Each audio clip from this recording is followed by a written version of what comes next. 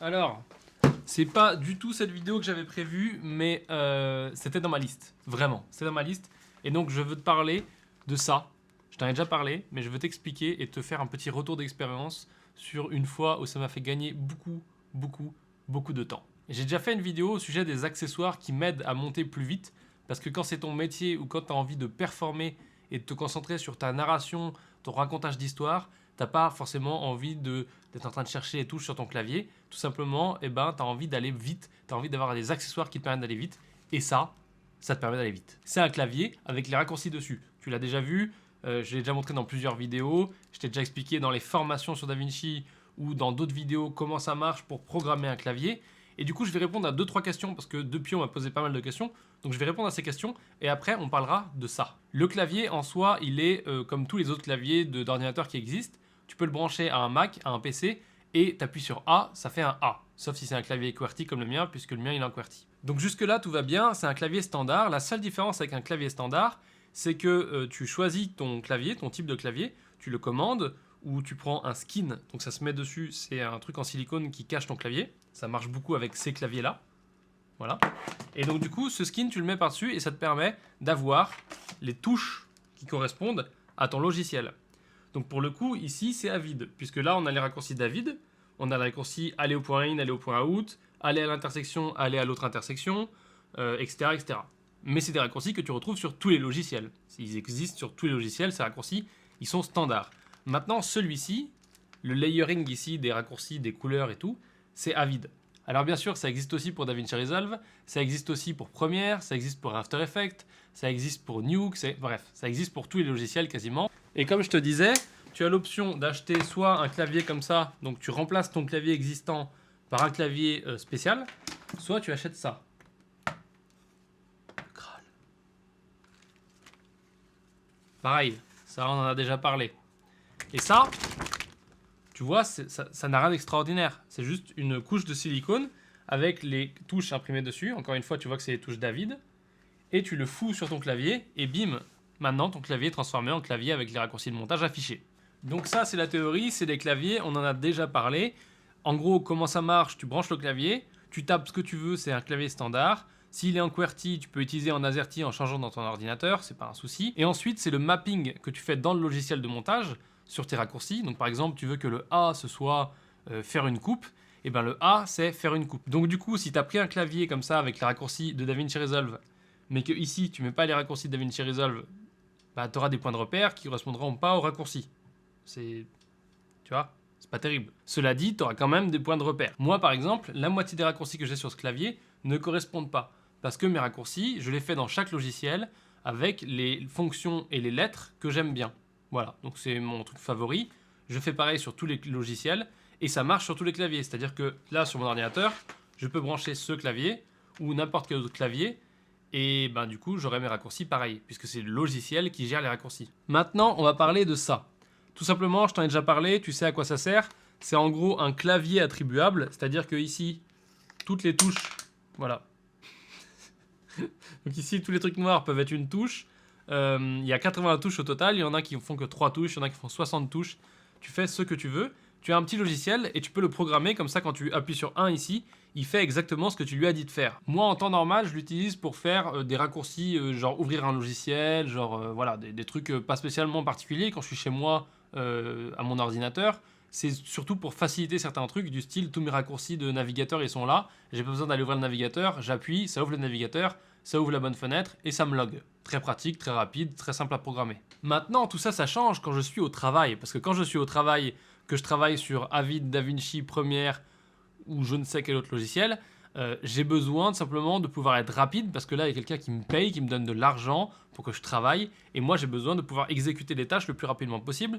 Surtout qu'il y a certaines tâches qui sont hyper reloues. Et donc, du coup, plus c'est relou, plus j'ai envie de finir vite. J'ai pas envie de passer des heures à faire un truc relou. Pour en venir à la petite histoire, sur un film il y a pas longtemps, j'ai été embauché comme assistant sur un documentaire où il y avait beaucoup de monteurs, il y avait beaucoup d'archives, il y avait 700 images d'archives, il y avait 2500 photos.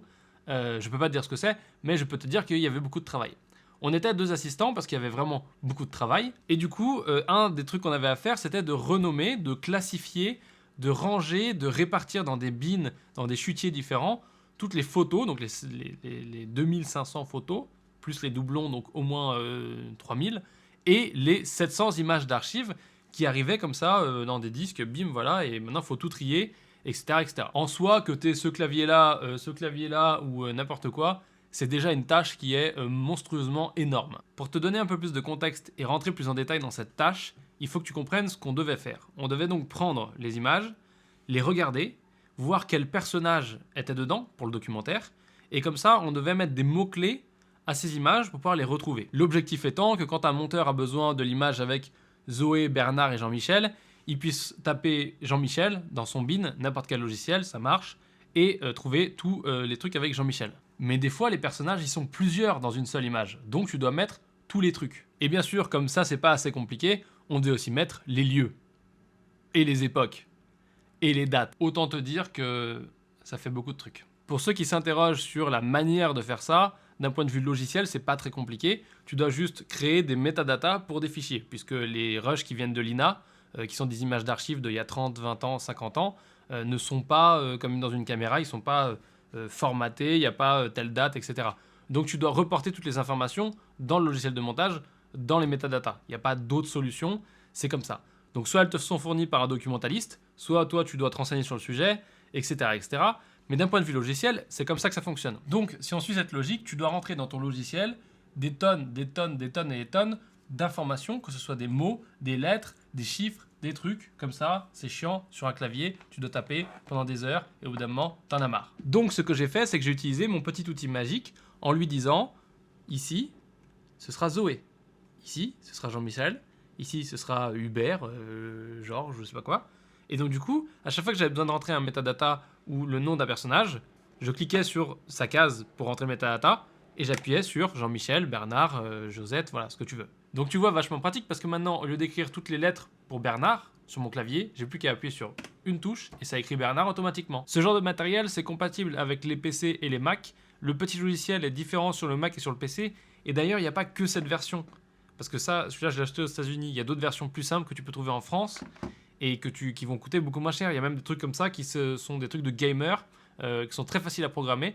Et du coup, je te mets des trucs dans la description de la vidéo pour que tu puisses avoir les bons liens et choisir celui qui te va le mieux. D'un point de vue software, sur le site, tu verras, il y a Android, il y a Windows, il y a macOS. C'est pas les mêmes applications, c'est-à-dire qu'ils n'ont pas développé une application qui est possible pour les trois. Ils ont pris des trucs qui existaient déjà ou ils ont développé, en tout cas pour Windows, ils ont développé. Et donc du coup, sur PC, ce qui est pratique, c'est que tu peux créer une configuration, l'uploader à l'intérieur du truc et après tu peux brancher ça tout seul sans rien installer à n'importe quel PC ou truc USB, enfin ou Mac ou n'importe quel truc qui a de l'USB et qui a besoin d'un clavier. Et à ce moment-là, eh ben, tu peux avoir tes raccourcis de façon automatique. Donc ça, on en conviendra, c'est plutôt pratique d'avoir une possibilité que ce soit automatique. Par contre, il faudra le programmer avec un PC. Donc ça, c'est un petit peu dommage. Mais sinon, c'est vraiment un truc qui est génial parce que, bon, tu n'es pas obligé de prendre la grande version, mais avoir ça de côté, ça peut te permettre de gagner beaucoup de temps dans pas mal de situations, un peu comme ce que je t'ai expliqué là. Mais il y a 1000 autres situations dans lesquelles ça peut te faire gagner du temps. Le device est branché à l'ordinateur. Je vais maintenant te montrer comment le programmer. On va faire un bouton pour voir l'exemple. Du coup, je te montre ça tout de suite. Donc là, j'ai le logiciel Controller Mate qui va me permettre de contrôler cette affaire. Et là, ce que je vais faire, c'est que maintenant, je vais appuyer sur une des touches ici. Et tu vas voir, elle va briller automatiquement dans l'ordinateur. Donc je vais appuyer sur le 1 ici, tout en bas. Et tu vois, ici en bas, elle apparaît. Donc maintenant, je vais prendre cette touche ici. Donc là, ça veut dire que maintenant, tu vois, quand j'appuie, ça fait on-off, donc elle est active. Et là, j'ai le choix maintenant de relier ce que je veux comme fonction sur cette touche. Et donc là, on peut faire du texte, on peut faire du keystroke, donc ça veut dire plusieurs touches de clavier, quelles qu'elles soient. Ou alors, on peut faire une seule touche de clavier. On va tester le text block, donc on le met ici, on le colle. Là, on écrit ce qu'on voudrait, dans l'inspecteur, on écrit ce qu'on voudrait qu'il écrive. Et donc maintenant, si je prends l'output ici et que j'appuie sur 1, il écrit maximusuniversity.fr. Je peux gérer ici la vitesse. Là, je peux mettre un rate ou je peux mettre as fast as possible.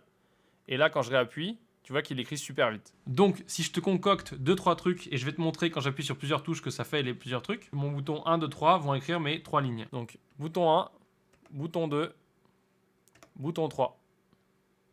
Maintenant, on peut aller encore plus loin et on peut faire un node qui va nous servir à utiliser une application, par exemple une application web pour ouvrir une page web.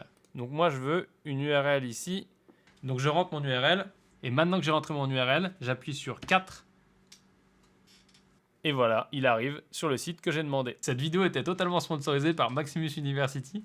Donc du coup voilà, c'est la C'est le truc que tu peux faire plein de choses, tu peux faire des trucs encore beaucoup plus compliqués, tu peux par exemple, je sais pas, contrôler tout ce qu'un ordinateur contrôle, tu peux le contrôler avec ça. Donc tu peux servir de ça pour faire du gaming, tu peux te servir de ça pour contrôler une machine qui est contrôlée par ordinateur. Par exemple, moi j'ai une machine pour découper le bois dans mon atelier, et ben, je pourrais utiliser ça avec un joystick et tout en plus.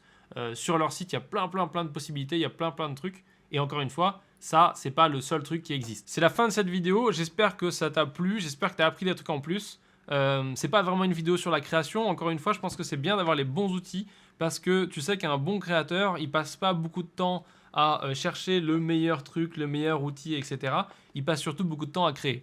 Et pour passer beaucoup de temps à créer, il faut qu'il y ait quelqu'un qui te donne les bonnes astuces, les bons outils. C'est ce que j'essaye de faire. Et donc voilà, on a trouvé aujourd'hui un outil qui peut nous aider. Je te garantis que ça te fait gagner du temps. Maintenant, ça ne va pas convenir à tout le monde. Mais typiquement, si tu fais du Photoshop, si tu fais beaucoup de choses qui ont besoin de script, où il y a beaucoup de trucs répétitifs, c'est idéal pour toi parce que ça peut être très utile. Donc voilà, j'espère que cette vidéo t'a plu. Je te remercie de laisser un petit pouce bleu et un commentaire si tu l'as apprécié. Et cette semaine, il y aura une autre vidéo. Je ne sais pas encore de quoi elle va parler. Mais en théorie, c'est un petit, si elle est bien, petit remontage de vlog sur le vlog de Londres. Comment j'ai transformé un truc pourri en un truc passable. Peut-être en fin de semaine. Je sais pas encore.